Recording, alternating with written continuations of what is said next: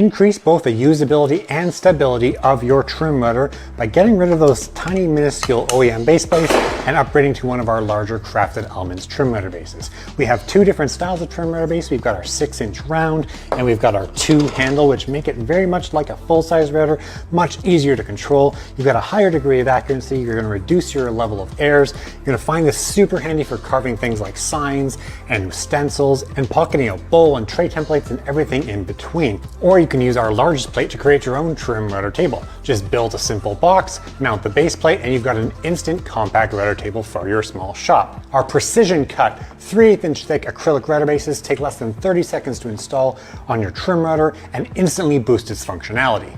Forget about those Swiss cheese looking universal router bases that get all gummed up with sawdust. Our Crafted Elements router bases are designed specific to your router make and model and are guaranteed to fit.